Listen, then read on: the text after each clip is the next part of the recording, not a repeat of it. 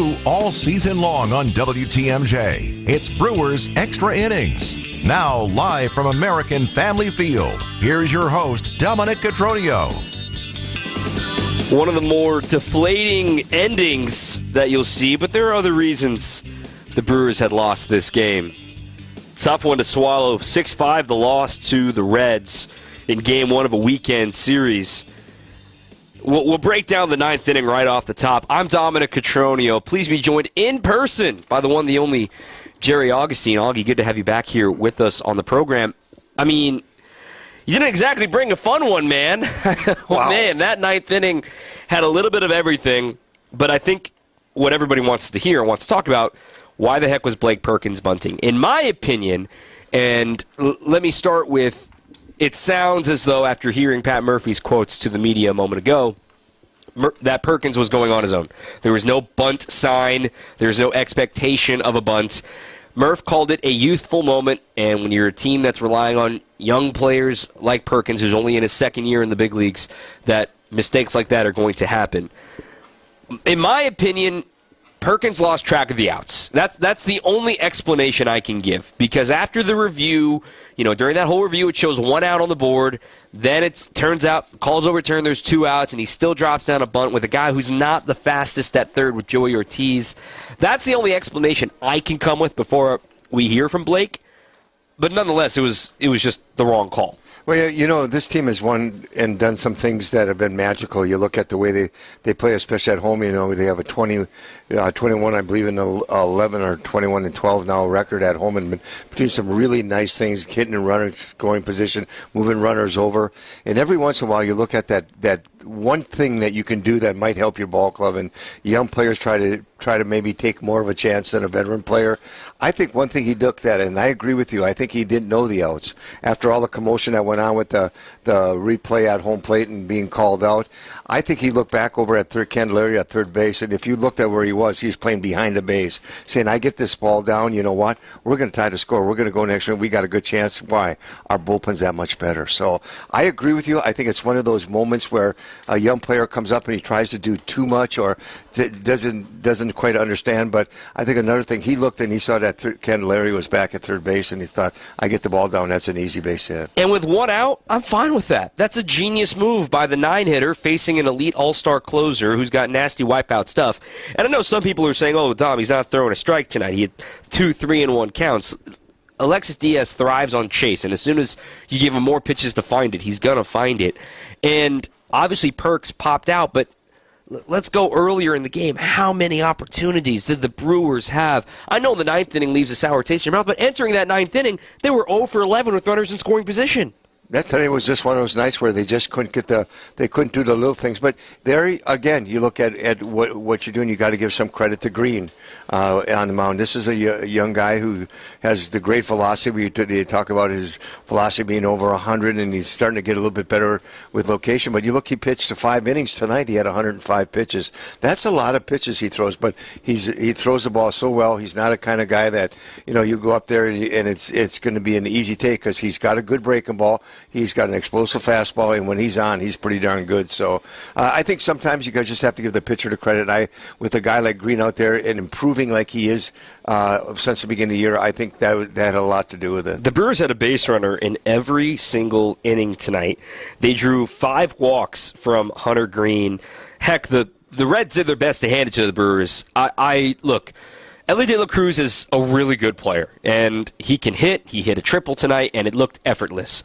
But my God, that was awful shortstop today. And I'm sorry to be so blunt, but quite frankly, it should have been a double play, and there should have been a man on third and 2 outs, and it's still 6-3, and maybe we're never even talking about a Blake Perkins bunt blunder. Elly De La Cruz wanted to hand this game to the Brewers. He made 3 actual errors in the scorecard, 4 if you include the double play that he botched.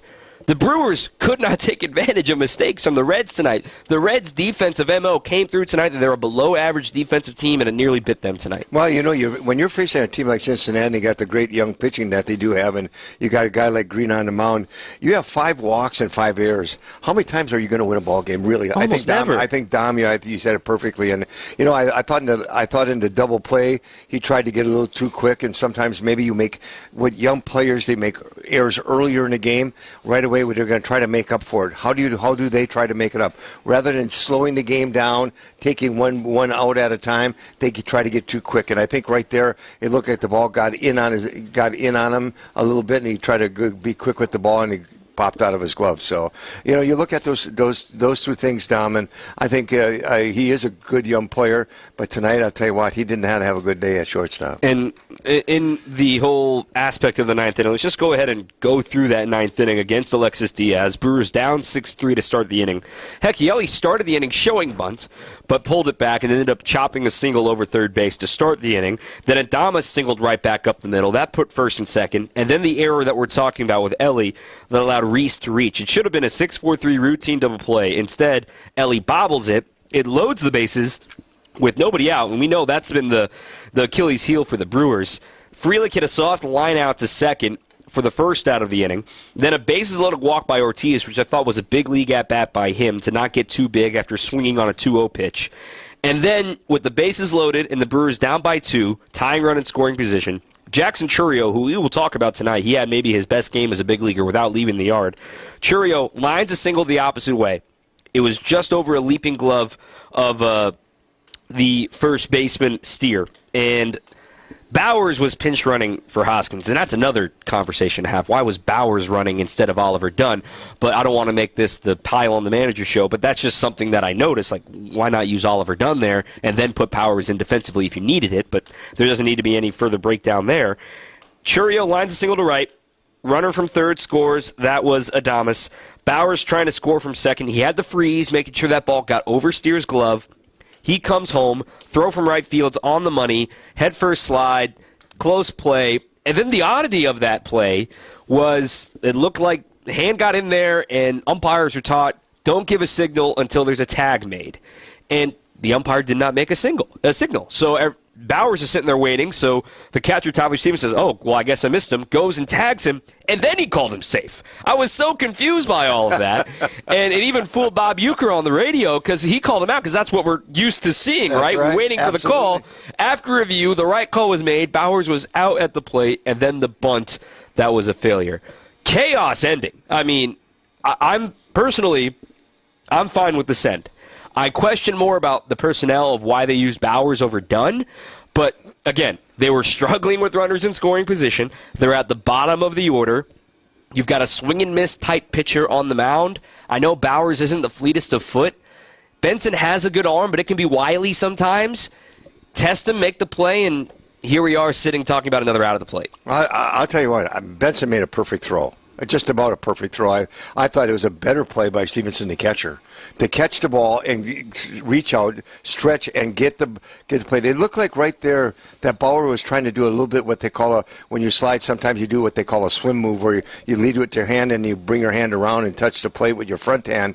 He went by it and missed it, and by right then we saw it in the replay where the slide got and the Stevenson put the ball down and his hand went right into the glove and it was out. So, but it was a great play by the catcher. I thought the throw was good. It had to be right on where it was. But in order to make go out and get the ball and go just slide to the plate, hopefully you can get a tag on that. I thought Stevenson made a great play. And for folks asking, wait, was Stevenson blocking, pushing his arm out? No, I think that was just in the act of the play. Yeah, I agree. I don't think there was anything malicious of intent there, just reaching back, trying to make the play, and Bowers just, was dead to rights, quite frankly, with the great throw from Benson. StatCast tells us that throw from Benson was 92 miles an hour from right field. But again, the big moment was the fact that he had to freeze and the fact that he had to make sure that ball got over Steer's glove before he could get going. With 2 outs, he probably scores because he's going on contact. But that's the margin of this game, and it's also the margin of maybe having a little bit of a faster runner there on base in my thought of it maybe being Oliver Dunn. It is a tough play, and you know what? The one thing that you have there as a third base coach, that's where you have to make that decision. You know, how good is Benson's arm? He's a young player who's been a little bit erratic in the outfield with his arm, but he's got a great arm. What do you do in that situation? And I think when you look at what you have to do there, that moment when you have to pause, they all say when you have to pause, you don't take that chance. That one thing, there'll be players that you understand that don't have the great arms, are not going to be accurate. Yeah, then you go. But this young man, Benson, has a pretty good arm. And when Bauer had to take, like you said, just take that little pause there. That's a tough decision for a third base coach. And I don't wrong him. I thought he did what was right. It was just a perfect play by Stevenson. 855-616-1620 is the phone number, 855-616-1620. Josh in Milwaukee, a lot to unpack, but we just weren't effective enough with all the scoring chances we had tonight. Freddie threw a lot of pitches early and had a lot of hard contact against him. I know we make some aggressive decisions, but your take on sending Bowers, just talked about it there in a moment. I'll get to Brian's text after the break. Want a reminder that Brewers Extra Innings all season long is brought to you by Fifth Third Bank. With a local Milwaukee team, Fifth Third Bank also knows how to hit it out of the park. They've been serving businesses in the area for nearly 15 years, offering industry-specific expertise and local decision-making capabilities to help your business succeed. It's commercial banking value only Fifth Third can deliver. Fifth Third Bank, National Association, member FDIC. Take a breather, come back with more with Augie after this on WTMJ. Coming up, more Brewers Extra Innings on WTMJ. I'm so excited, and I just can't hide it. That's a lot. Why are you so happy? It's time for Summerfest. Oh, I love Summerfest. The music, fireworks, a Sazza sampler. The beer, tossing things on people from the Sky Glider. Don't ruin the vibe, Brian. That's what I'm looking forward to. That and beating you in a game of horse in the Gruber Law Sports Zone. Well, I want to see the new Supermoon in Cosmic Cornfield. Don't forget the most important new thing. Huh? Spanning the State is going to be broadcasting live Thursdays and Fridays of Summerfest from 1 to 3 p.m. Be sure to stop by the Pella Windows and Doors of Wisconsin mobile studio to say hi, and Kristen, nothing but net. You'll see. Visit family-owned Ken Michaels Furniture and our in-store design centers where you'll still find beautiful, luxurious, heirloom-quality American-made furniture. Right now, save 30 to 35% store-wide and take advantage of our complimentary design services. Whether you're moving, renovating, or updating, our designers will help your vision become a reality. Visit Ken Michaels Furniture in Brookfield on Capitol Drive and in Greenfield on Highway 100 to save 30 to 35% store-wide today. Sleep better and save more with mattresses from Milwaukee Mattress and Ken Michaels Furniture. Handcrafted in our Milwaukee factory, our mattresses utilize natural materials like cotton cushioning, which dissipates body heat, Joma wool quilts for warm wintry nights and cool summer evenings, and natural latex providing superior conformability and pressure relief for aching joints. Stop in today at any Ken Michaels Furniture store and save up to 50% compared to national brands. This is Brewers Extra Innings on WTMJ. Tom Cotroneo, Jerry Augustine with you here on WTMJ after a tough loss, 6-5. Brewers fall to the Reds game 1 of a 3-game set. Let's also let this be the moment that, hey, Perkins has acknowledged his mistake. The Brewers have acknowledged his mistake. Leave it be. He made a mistake. Grow up, and it's going to be okay after that. Just make sure it doesn't happen again, quite frankly. But also, if you're the type of person that tags athletes after a tough loss on social media, unfollow me and stop listening to this show because I don't want you to be a part of my life. I think you're just a bad person. Anyway, Freddie Peralta did not pitch well tonight, and I hope people aren't tagging his accounts either. But, hey, let's have a real conversation here about Freddie because we were having this conversation about Freddie last season when he was off to a slow start. And I got the numbers to back this up, too, here, Augie. You know, it was easier to hide when you had Corbin Burns and you had the great stuff from Wade Miley going at this point last season. But through 14 starts last year, Freddie had a 4.60 ERA and it allowed 14 homers in 76 innings. This year, through the 5th inning tonight, he had thrown 75 and 2/3 innings. His ERA was 4.29 with 11 home runs. So 3 fewer homers and 0.3 of an earned run. I mean, that's virtually identical From there on, we knew he was a better pitcher, especially at the end of June and especially in the second half. So we can't say that we'd never seen this before from Freddie, but at the same time, I think it's more magnified because he's in that spot at the top of the rotation.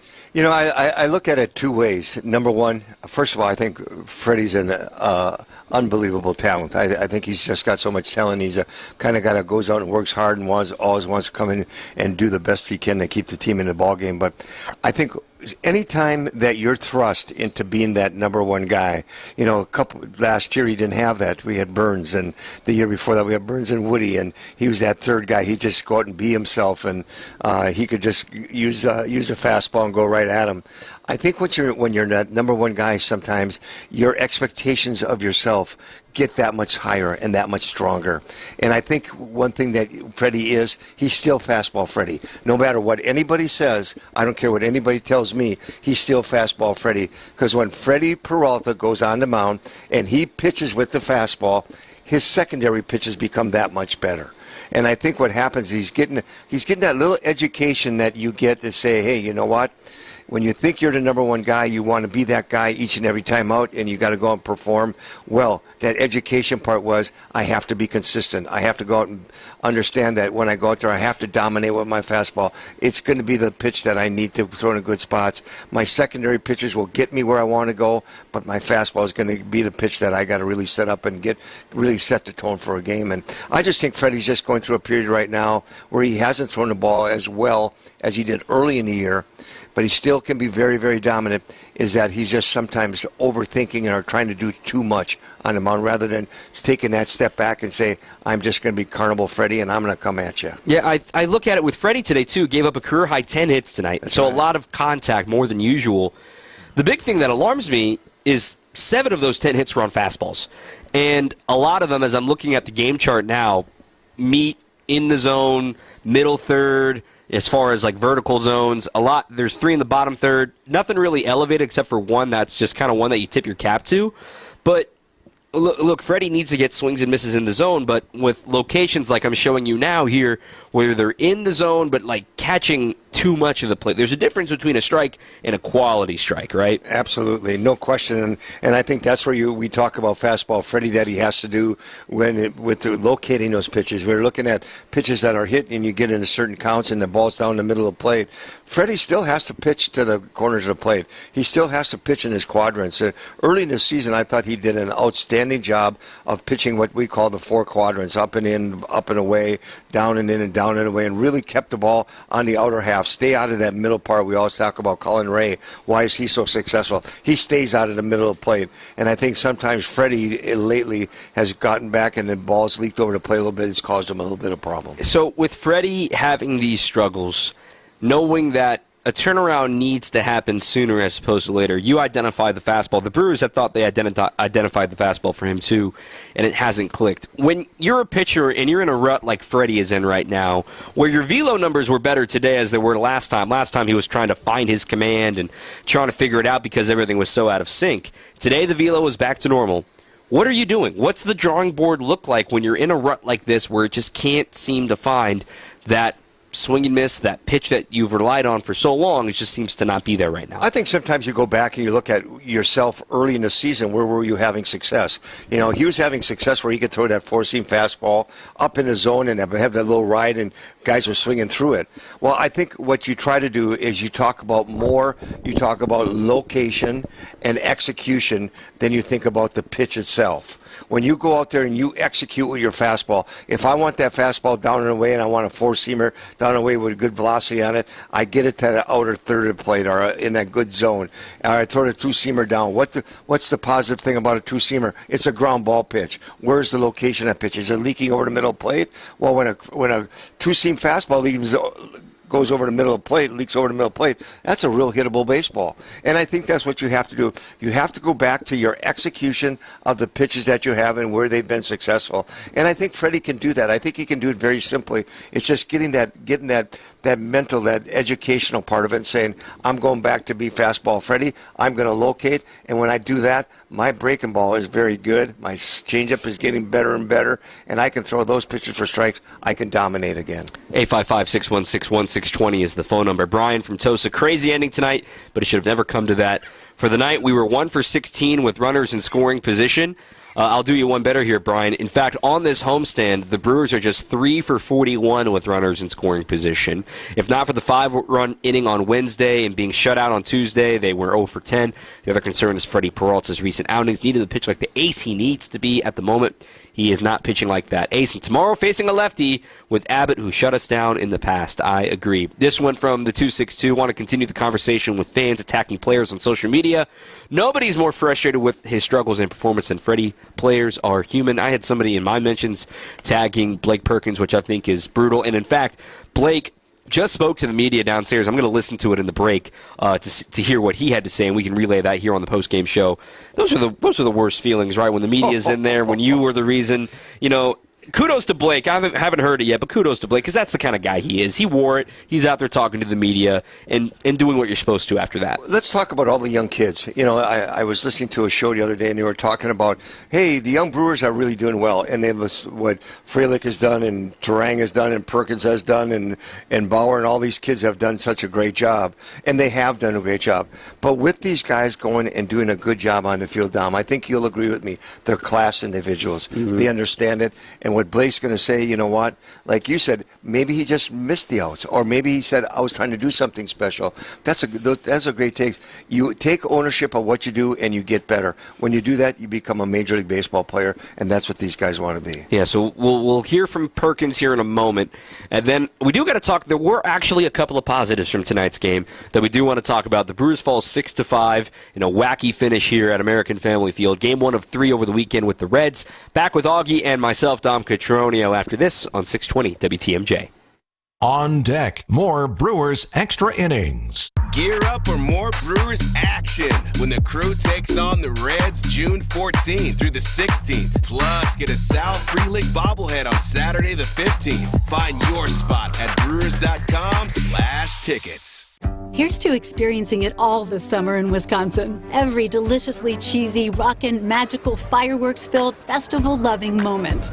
There's Cheese Curd Fest in Ellsworth, Strawberry Fest in Cedarburg, Festival of the Arts in Stevens Point, and the Renaissance Fair in Bristol, Honor the Earth Powwow in Hayward, Mile of Music in Appleton, Venetian Fest, Bratfest, Summerfest.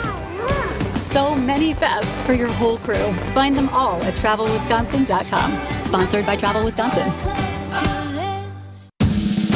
This is Brad Youngbluth with Semper Fi Roofing and Exteriors, your local, veteran-owned and operated exterior remodeling company. We have 2 big humps in this business, right before summer and right after fall.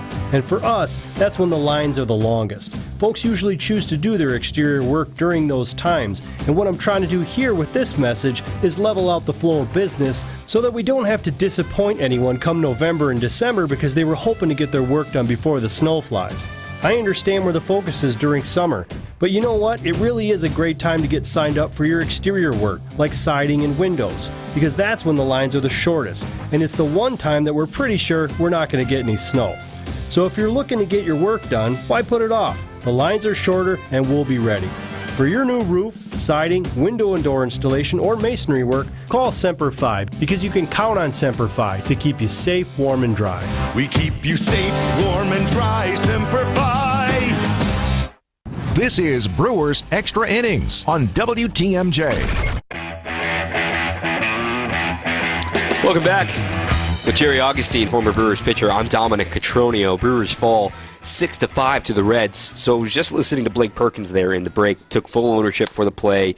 In his own words, he was overthinking it. He was trying to do too much. He thought that statistically it was a higher percentage play for him and there were better hitters behind him. He did not explicitly say he lost track of outs, but I think he was trying to bunt for a hit and tie the game and then let Terang or William win it for the Brewers. So in that case, you can see the judgment, but in the execution and the thought, I'd rather you go down swinging, Blake, than do a bunt. And he wore it. I give him kudos for that. He was trying to, do the Brewer thing and hand it to the next guy. And I think this is a moment that Perk is going to bottle up learn from it. Tomorrow's a new day. Don't make the same mistake twice, because then you didn't learn from it. Well, I think one thing your manager wants to see is they want to see you swing the bat and put the ball in play and give yourself a chance. You look at what Blake Perkins has done for this ball club. I remember 5 or 6 times he's come up with huge hits or game-winning hits or a great play in center field. What he has done so much for this ball club, and I think what he did is exactly what you were talking about.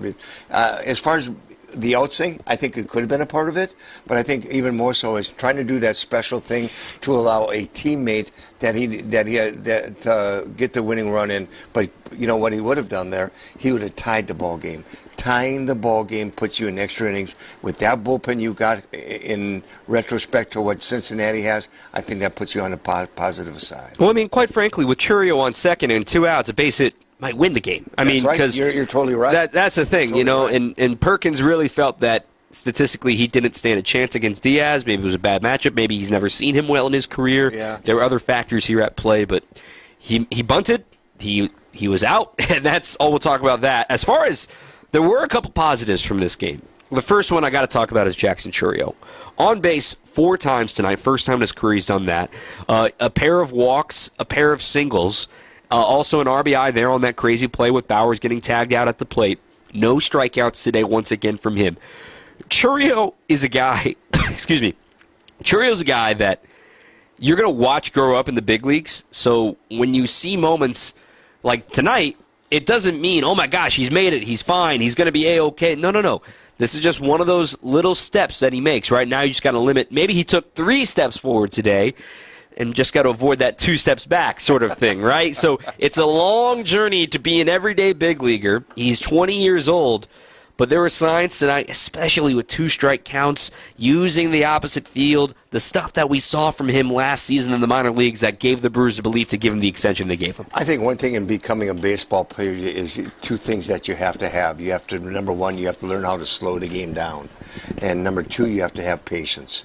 And I think what you're going to see a young player like Jackson Churio is you're going to see him at times lose that patience and not slow the game down. And I think that's one thing you're seeing out of him now is, he goes through a part where he struggled and everything wasn't going well. I tell you what, lately I really watched him, and it looks like he's just being patient. They've talked to him. I think it was ever since the play that we did the game where he made that almost made the catch, stopped. Since that game, he's really been a different ball player. I think you would agree with me. He's playing the game a little bit different. He's playing it with, I'm going to be aggressive, but yet at the same time, I'm going to slow the game down, and I'm going to be patient, and I'm going to let the game come to me, and that's really made a big difference. Yeah, the 2 plays. The Miami play, that's game right. 1 in Miami, right. And then he had the play against the Cubs when he didn't come forward, and Freddie took him down the tunnel, and also Adames was down there and just kind of talked to him. Well, how about just the month of June now? Because Churio this month is hitting .333. He's 10 for 30 in the month. He has drawn 4 walks now. He has struck out only 6 times. His on base is .412. Granted, it's a very small sample size. 34 plate appearances here in June. We're not going to overreact to 34 plate appearances. But what I'm encouraged with from Churio, I thought the first at bat against Green was the real eye-opener for me because we all know Green throws 100. But his hammer slider is where he gets a lot of his strikeouts. And with a 1-1 pitch, he swings and misses at a slider. So now he's already back against the wall, 1-2 count. Lays off a tough slider. Lays off an elevated fastball. Then Hunter goes back to the slider.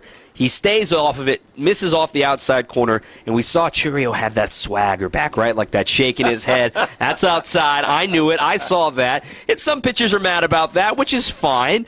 But for Churio to feel that confident and to feel that comfortable, you're never really comfortable in the big leagues, but to start, we've seen a little bit of that swagger again, that personality. We weren't seeing that for a little bit of May when he's making those non-decisions in right field and not diving for baseballs. He made a nice play charging a ball in left field earlier today. So you're right. That play, that moment, the Miami series, the Cubs series, where it's like, okay, hey, dude, we're going to keep throwing you out there. You might as well get better because you're going to keep getting thrown out there. He is. And, you talk about that at-bat, the first at-bat when he laid off the sliders down their way. Swinging at that first pitch, I think he understood that, that slider this guy throws 100. This guy throws the ball in the outside part of the plate. And if he throws the ball to a good spot, a lot of times he's going to be almost impossible to hit. Great pitchers get that. Green is a young pitcher that has great talent. Hopefully he can learn and be one of the best pitchers in all of baseball. He's got that kind of talent. But I'll tell you what, that at-bat was two young players going after each other. And I'll tell you what, I give credit to Cheerio and staying off that breaking ball. That is so difficult to do. And he saw it once. He was able to lay off and say, you know what, I probably can't hit it anyway. I'm going to take that pitch. But to stay off the pitch and not swing was the more important thing. Another positive from tonight is William Contreras finally elevating a baseball. And I talked about this on my show last night on Brewers Weekly. Here in the month of June, he hasn't hit a home run. His hard hit rate is a little down, but his damage on hard hit balls has fallen down to an under 300 slug.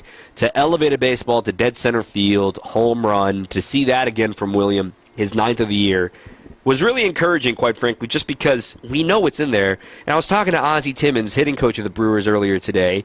He's like, look, William's the type of guy, he can hit a home run whenever he wants to, but he can't do it if his swing's not where it was. He was out there getting his early work in, trying to get back to where they wanted to be with his plane and that sort of thing. And he's just hitting too many ground balls, and he's trying to force himself to hit home runs. Home runs are hit by accident. And William hitting one to dead center field tells you he's trying to get a good swing, and he's on time, and good things happen when you put a good swing and you're on time. Home runs don't always happen, but, man, that's a good sign that you're right on top of it. I really like that he went to straight center. I went to right center, straight center with that ball. Because, you know, it tells you one thing. What's he doing? He's being patient. He's waiting on the ball. And that's Contreras. That's what makes him so good. He sits on. You see at times at the plate, he'll get a ball off the outside corner. He just goes out there and taps it in the right field. That's that patience you have to have as a hitter. And you're probably right. He was probably getting maybe a little bit too aggressive at times and was probably getting under the ball or staying on top, getting on top of it a little bit too much, hitting the ball on the ground. But that swing was one of the better swings I think I've seen him take in the last couple of weeks, and he was a big swing for the Brewers because it got him tied the ball game back up in the bottom of the third. And I know William left his small village on the base paths tonight, but hey, when you hit a home run, a lot can be forgiven. When you're thinking about this Brewers team and you're thinking about a guy like Christian Yelich, who quietly had another solid night, he had 2 more hits tonight, including a walk as well. He's still hitting .329. And I just want to present this. We were talking about the fact that, hey, maybe it's time to put Bryce Turang in the leadoff spot. And if Yeli's not going to be hitting for power, he's only hit 1 home run since he's come off the injured list. Do you start to consider putting Yeli back at the top of the order? I know Pat Murphy really wants to keep him in the 3 spot. But if he's not providing power, maybe you can flip and put, maybe Hoskins can get into the rocking chair there where he's hitting behind William and in front of Adames, where he can get into a better spot to maybe see some more fastballs. And you put Yelich at the top of the order. Maybe you put Turang batting 5th behind a Hoskins or an Adames, whoever it may be in the cleanup spot, and then reset the lineup from there. I just wonder if it's worth considering because Turang's kind of hit a little bit of a speed bump right now. Yelich continues to hit, just not necessarily hit for power. I like Turang at the top of the order. I just think he's done just an excellent job, and this is something that you and I had talked about earlier, and I think you suggested it and it was a great move by the Brewers to do it. But you know what? I think Yeli in that 3rd slot. I think as season goes along, you're going to go through periods of time when you're going to say, no, he's not hitting home runs. But I'll tell you what, he's driving the ball the opposite way. He's getting on base. He's giving great at-bats. And, as much as you want that guy at the top of the lineup and get him on base, I'm going to tell you what, when you get guys on base and you have to face him, it's not an easy task right now. He's putting the ball in play. He's not striking all that. Sometimes the guy makes a great pitch on him. But I like his patience. I like what he's doing. I think he's going to hit home runs, but you know what? They got other guys that can hit home runs too, and every once in a while he's going to get into it and drive the ball. I just like the way Yeli's hitting the ball to all fields. Yeah, he certainly is, and that single to start off the rally in the bottom of the 9th is a perfect example of all that. Augie, you're with us all weekend long. It's good to have you back in the flesh here at American Family Field and not just over the phones. Appreciate your insight all season long, my friend. Oh, it's great to be here. I got to come back and watch my granddaughter go for the state soccer tournament. So they won tonight 5-2, and they'll play tomorrow night for the state championship. Oh, boy. So, Muskego High School, good luck to you. All right, love it. Shout out to Muskego. All right, we'll take a breather, come back with more after this, more reaction from you, 855-616-1620 on your home of the Brewers, 620 WTMJ. Coming up, more Brewers Extra Innings on WTMJ. When you have a stuffy nose, life can be a bit unpleasant. Some live every day with a stuffy nose, and that can make life downright miserable. I'm Dr. Madan Kandula with Advent, where we are committed to eliminating your nasal breathing problems with simple in-office procedures like balloon sinuplasty, which requires no surgical cuts, little to no downtime, and can have you breathing better in less than 30 minutes. At Advent, we understand your inability to breathe freely limits your quality of life. And that's why we continue to pioneer the most advanced in-office procedures that have made our practice a global destination for those seeking to live their highest quality of life. Visit AdventKnows.com to see if you're a candidate for the balloon sinuplasty procedure. Because Advent knows when you breathe well, you live better. Breathe well with simple solutions. Breathe well with simple solutions. AdventKnows.com. Do you want the economy mulch or the premium? The only real difference is that the premium mulch has thicker strands, while the economy mulch is finer. But the colorant we use for both is of the highest quality, and that's why the color of our mulch lasts longer. And our mulch comes from trees, not pallets, and we process it all in-house. That's why our prices are so low. Erickson's Landscape Supply, high-quality mulch and stone for a whole lot less. Commercial or residential, visit ericksonslandscapesupply.com to see our entire selection. At Erickson's Landscape Supply, we have durable, maintenance-free polywood patio furniture and #1 grade treated natural pine Amish-made patio furniture. And we also have a wonderful assortment of concrete benches, statues, and fountains available in a selection you just gotta see to believe. Erickson's Landscape Supply, high-quality mulch and stone for a whole lot less, plus a whole lot more. Commercial or residential, visit ericksonslandscapesupply.com to see our entire selection or stop on in today. This is Brewers Extra Innings on WTMJ. Welcome back. Dom Catronio here. I know I'm still a little nasally right now. Man, allergy season has just been kicking my booty. Tough one for my nose and for the game. Brewers fall 6-5 to the Reds. No need to panic. No need to freak out. One other bright spot I forgot to mention today, Eliezer Hernandez, kept it close and kept it, competitive. And Hobie got back on track too, not allowing a run, getting the final 2 outs of the 6th inning. But Eliezer getting 3 innings, saving the rest of the bullpen, didn't allow a run for him. I thought that was huge, given the fact that you still got Hudson and Pyomps and Koenig and everybody. I know Koenig got up a couple of times tonight, but all those guys are available tomorrow and throughout the rest of the weekend, no problem. As today began, another stretch of 13 in a row for the Brewers. And trying to battle through this, because you get these 3 games at home, you get 3 games in Anaheim against the Angels, and they're not very good. Then you get 4 games with the Padres, who are playing a lot better as of late. 4 games next weekend with San Diego. And then you come back home for 3 games against the Rangers. You get that cross-country flight, and you have to play that night on Monday. And you're facing the defending world champs, who are trying to get out of neutral right now before your next off day 2 weeks from yesterday. So they're in a big stretch right now, kind of a prove-it stretch, where you're going to face some teams that you know you're better than, but need to, quote-unquote, prove it. Looking at the standings as the rest of the out-of-town scoreboard today, the Cardinals blanked the Cubs on a windy day down on Wrigley Field. 3-0 Cardinals win. Cardinals climb back to 500. They're 34-34. The Cubs fall to 4 games under 500. They continue their tailspin. They have the worst record in the National League in the month of June, and they have the second worst record in baseball since the Brewers saw them here at American Family Field, only better than the Chicago White Sox. So tough times down in the second city.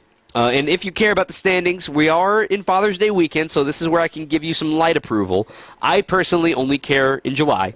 Brewers are 40-29, first place, 5.5 clear, 5.5 clear of the Cardinals at 34-34. Reds are now 34-35, 1 game under 500, 6 games back. They have now won 8 of their last 10, and also I believe it is 12 of their last 18. They are on quite a stretch right now. Pittsburgh is 33-36. They are 7 games back. They got back in the win column tonight in Colorado. They won 5-2, and then the Cubs in last place at 33-37. 7.5 games back on the season, and with a -20 run differential. What I look at with the Brewers upcoming here, tomorrow you've got Bryce Wilson on the mound, and then on Sunday you've got Colin Ray. I wonder, I know it's listed firm that Bryce is going to start.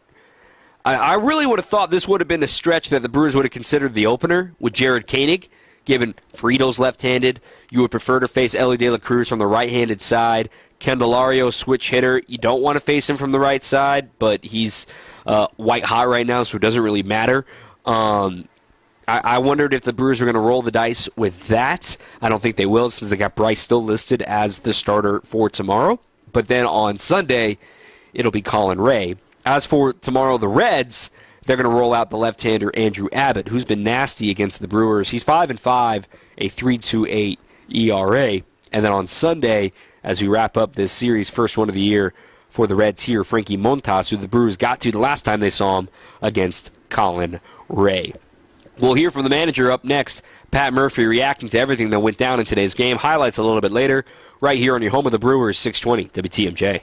On deck, more Brewers Extra Innings. Is your business looking for localized banking solutions and a strategic partner? Fifth Third Bank has been looking forward to the future and helping businesses shape what's next for 165 years, and for the last 15 here in Milwaukee. They offer industry-specific expertise, local decision-making capabilities, and extensive experience to help navigate the complexities of a constantly changing business market environment. With your business in mind, commercial banking value only Fifth Third can deliver. Fifth Third Bank, National Association. Custom solutions built around your goals. Member FDIC. For over a century, local radio has evolved with the needs of the community. From politics to pop culture, we keep you informed, bringing you the most relevant news, online, on air, and on the go. You have trusted us with your news, sports, weather, and entertainment. Trust us to keep moving with you. Text radio to 52886 and tell Congress local broadcasting is here to stay.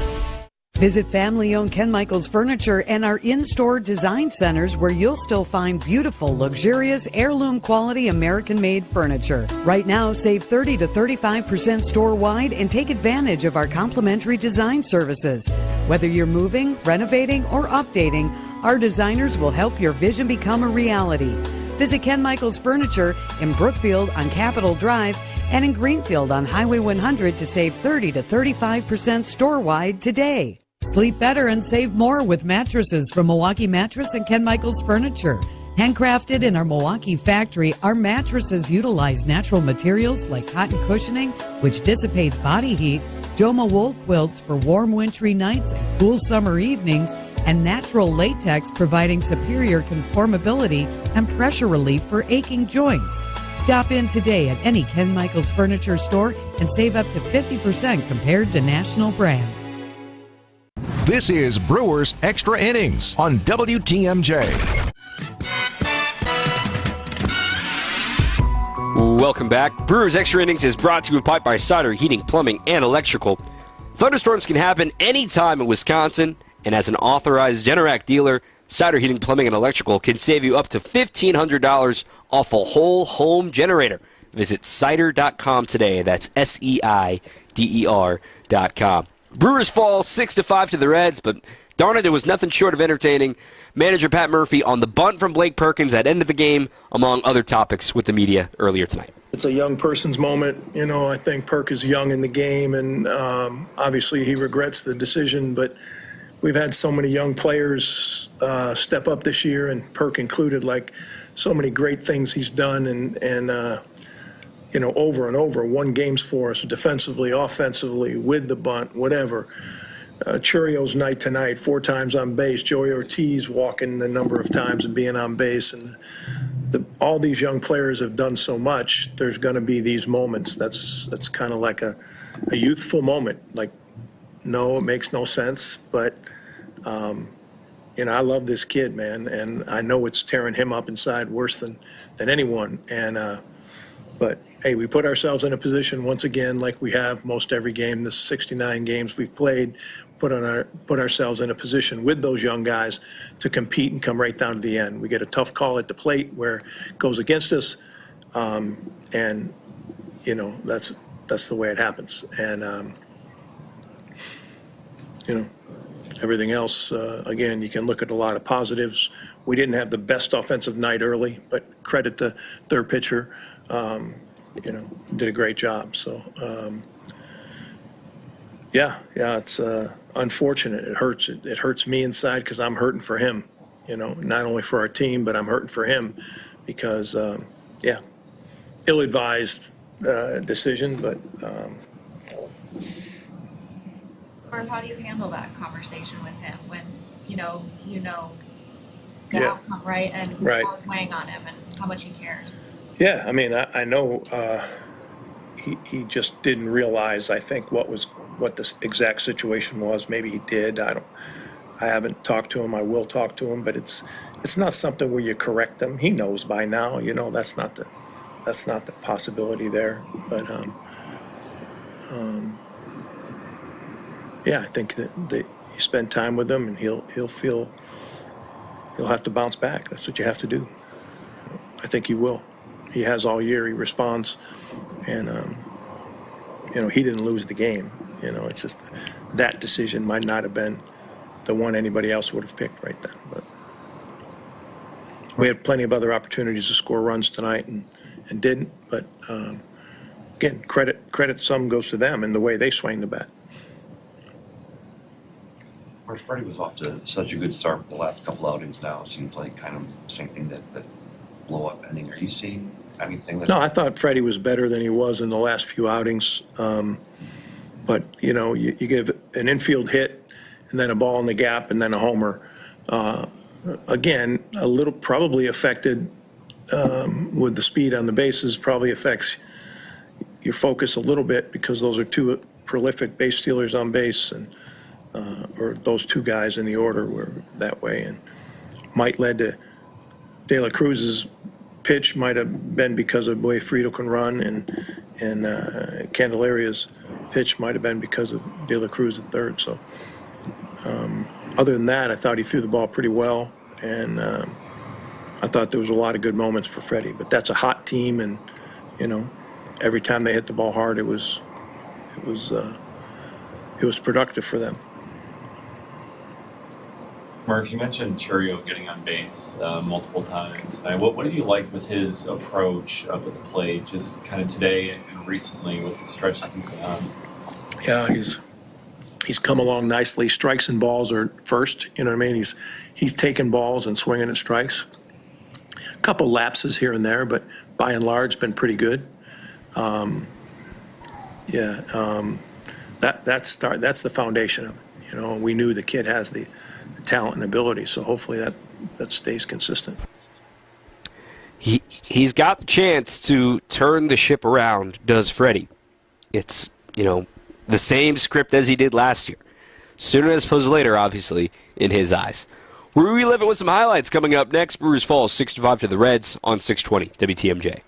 Coming up, more Brewers Extra Innings on WTMJ. Trust in your family's comfort at home with Cider Heating, Plumbing, and Electrical. They're the oldest family-owned HVAC company in southeast Wisconsin. 4 generations of Ciders, and their highly trained technicians provide a one-stop shop for all home and business comfort needs, including an emergency service line that's always live and a 12-year parts and labor warranty on all Daikin products. Get peace of mind by scheduling maintenance today with Cider Heating, Plumbing, and Electrical. That's SEIDER, cider.com. Why settle for just the job when you could have a career in the exciting automobile industry? The Auto Dealers Association of Metro Milwaukee new car dealer members have service, technician, sales, administrative, and management positions available now.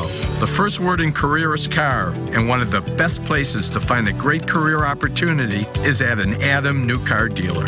For current great paying job opportunities, visit adam.jobs. That's ADAMM.jobs. One day, a 3.5 to 3.9% real estate commission structure will be commonplace. But for now, it's not the case. So you can pay 6% for what we can do for about half that, or you can pay less for full service. For some, it's hard to believe, but for our customers, they know it to be true. I'm Angela Calais with Benefit Realty, and our agents understand the meaning of great customer service. And you'll see they're the cream of the crop. So don't pay more than you have to. Pay less for full service with Benefit Realty. Benefit-realty.com.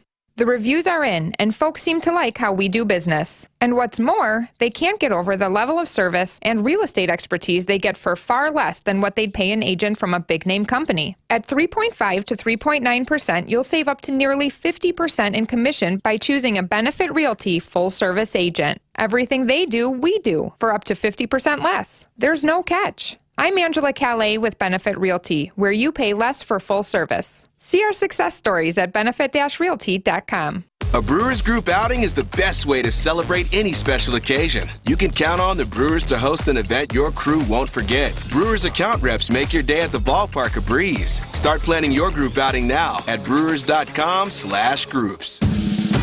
This is Brad Youngbluth with Semper Fi Roofing and Exteriors, your local, veteran-owned and operated exterior remodeling company. We have two big humps in this business, right before summer and right after fall. And for us, that's when the lines are the longest. Folks usually choose to do their exterior work during those times, and what I'm trying to do here with this message is level out the flow of business so that we don't have to disappoint anyone come November and December because they were hoping to get their work done before the snow flies.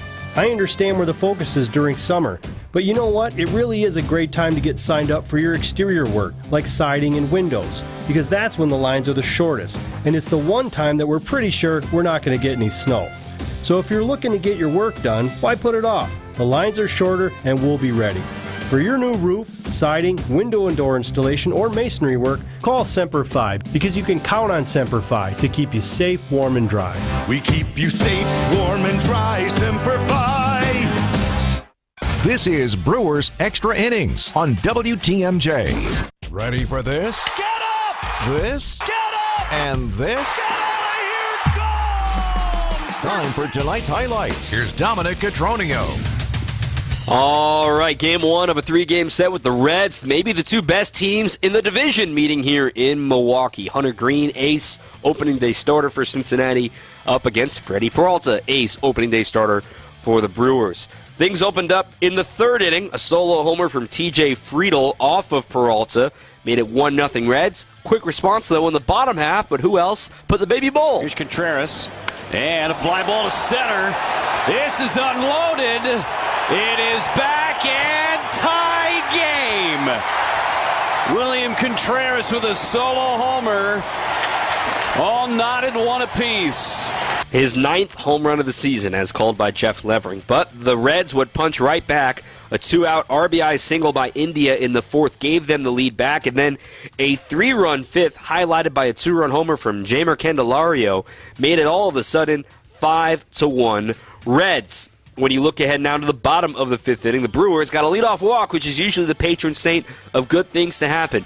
William Contreras reached on a bobble and a poorly played double play ball. It wasn't technically an error, but in your mind it is on Elly De La Cruz.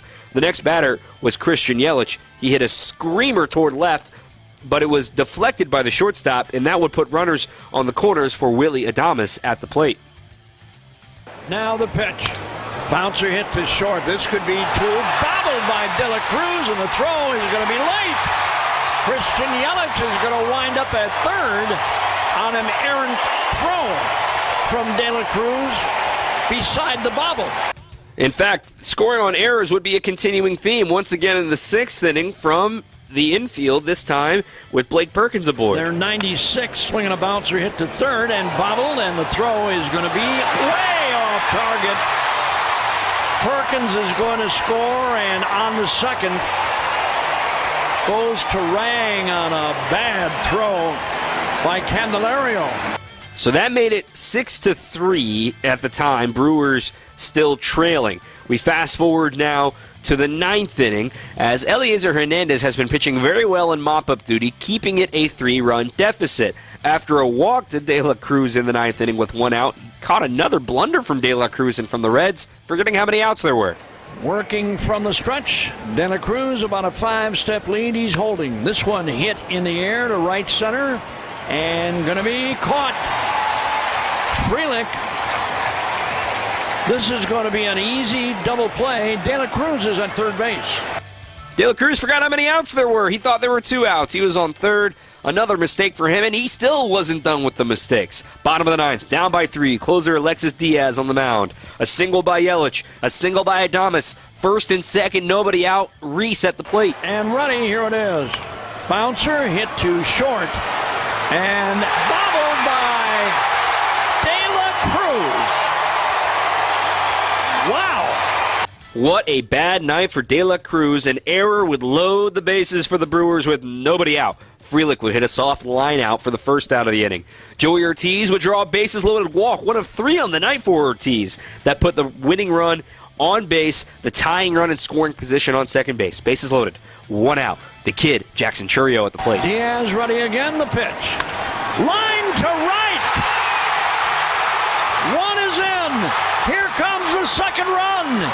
And he's going to be out now. Well, they called him safe. After review, he was out. It was a weird sequence by Will Little. Tagging, it was odd. They got the call right, though, after review. Then, though, the puzzling play, Blake Perkins with 2 outs and men on second and third, down by 1, 6-5. Perkins decided to bunt. And if he had gotten it down, maybe we're talking about what a genius move it was. But instead, he popped it out, back to the pitcher Diaz, and that's all she wrote tonight. Brewers fall 6-5 in Game 1 of the series to the Reds. We'll be back tomorrow. Preview it coming up next here on 620 WTMJ.